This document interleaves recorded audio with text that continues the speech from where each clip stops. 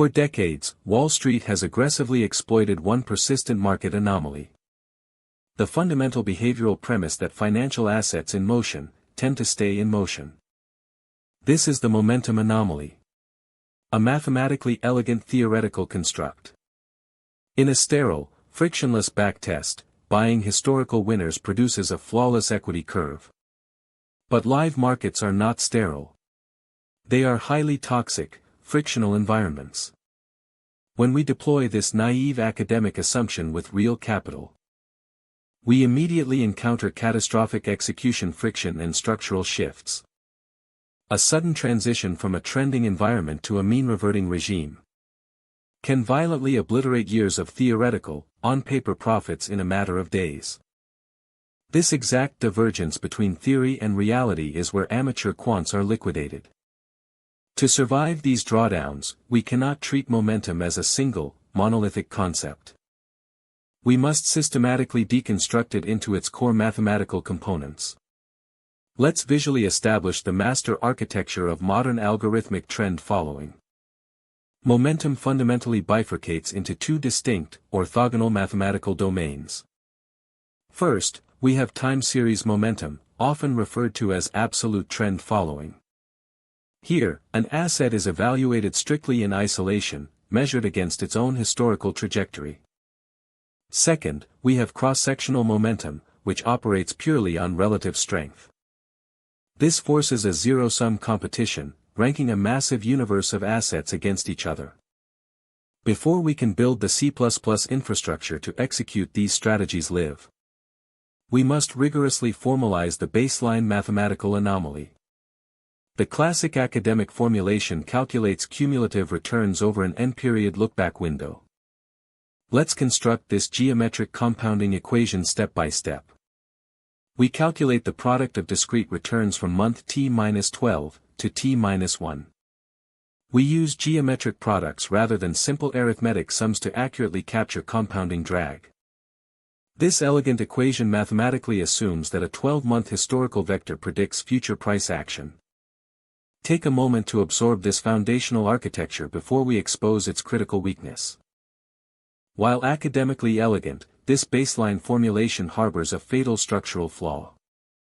This exact equation is the reason retail quantitative models violently collapse during market stress. Notice carefully what is completely absent from this mathematical formulation. It is entirely blind to the asset's underlying variance and volatility structure.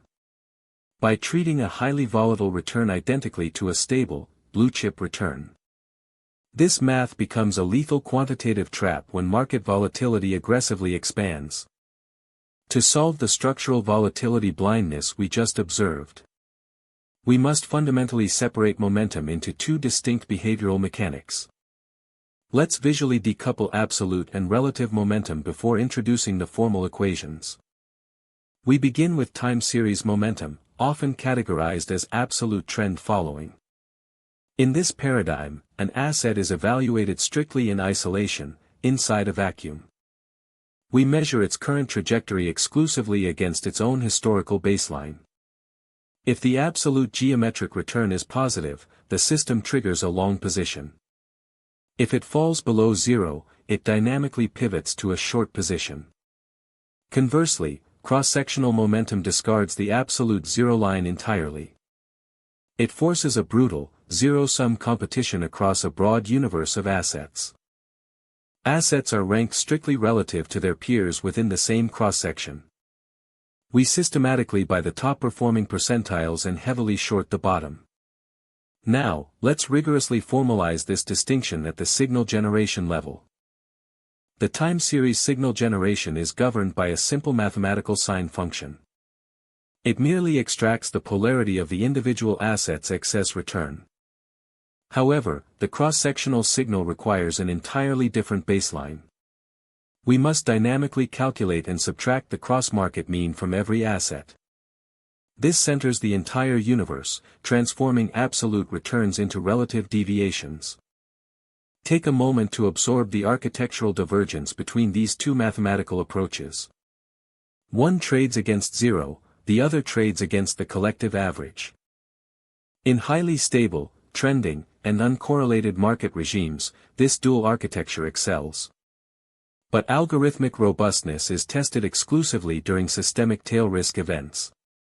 Observe the catastrophic structural failure during a synchronized market crash. When global equities plunge simultaneously, all absolute returns turn violently negative. The time series model perfectly adapts, deploying aggressive short selling to capture inverse profits. But the cross-sectional engine remains mathematically trapped by its relative ranking mandate. Because it must maintain a dollar-neutral long/short portfolio. It is systematically forced to buy the least bad asset in the plunging universe.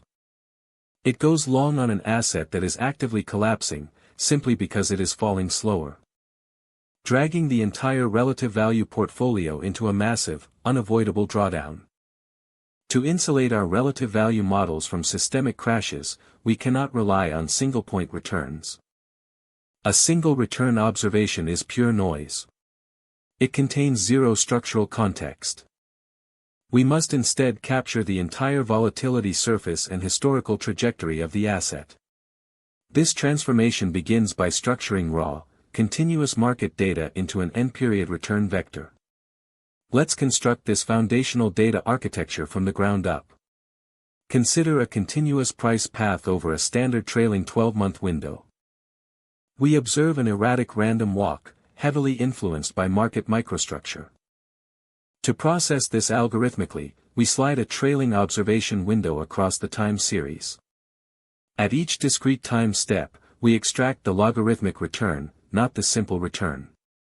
Log returns are time additive, preventing asymmetrical compounding errors in our data pipeline. We slice this continuous curve into discrete, sequential return blocks. These individual observations are then compressed downwards into a unified, one-dimensional structure. Mathematically, we formally define this as the state vector for asset I at time t. It acts as a multidimensional memory bank, encoding the asset's entire recent behavioral profile. Instead of a single scalar value, we now operate in a discrete n-dimensional mathematical space. This state matrix is the absolute foundational data structure for any ranking engine. Take a moment to observe the elegance of converting chaotic market price action into strictly ordered matrices. However, if we directly feed these raw return vectors into a ranking algorithm, we trigger a fatal flaw. Distance metrics in cross-sectional algorithms are highly sensitive to raw mathematical magnitude. Watch what happens when we compare two assets from completely different volatility regimes. On the left, we map a highly stable blue-chip bond. On the right, a hyper-volatile microcap equity. The stable asset barely registers a standard deviation, moving within strict, suppressed bounds. But the volatile asset violently explodes out of its axis, possessing massive raw variance. When the algorithm evaluates both vectors, the raw variance of the volatile asset violently monopolizes the model. It completely drowns out the stable asset, treating its momentum signal as effectively zero, shattering the relative ranking system and rendering the cross-sectional comparison statistically invalid. This specific scaling asymmetry is exactly how unnormalized quantitative models implode in live trading.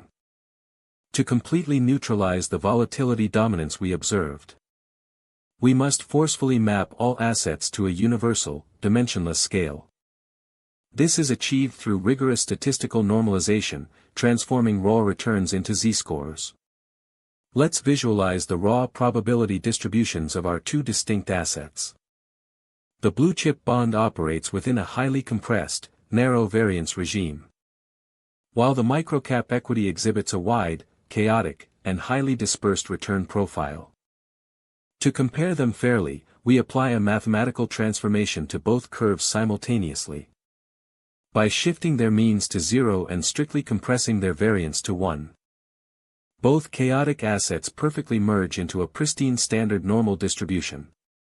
The mathematical formulation driving this transformation is extraordinarily elegant. First, we subtract the rolling cross-sectional mean from the individual asset's return. This centers the entire universe around a baseline of 0. Second, we strictly divide that centered value by the rolling standard deviation. This final division is the scaling factor that mathematically destroys absolute volatility. In a live quantitative infrastructure, we translate this math into vectorized Python code. Using pandas, we avoid extremely slow for loops and process the entire matrix at once. First, we extract the dynamic cross-sectional mean and standard deviation along the asset axis. These are calculated dynamically at every single time step. Then, we broadcast this normalization matrix across the entire data frame in a single operation. This architecture mathematically guarantees our ranking engine strictly compares relative momentum. Take a moment to observe raw, chaotic market data conforming to a highly disciplined statistical structure.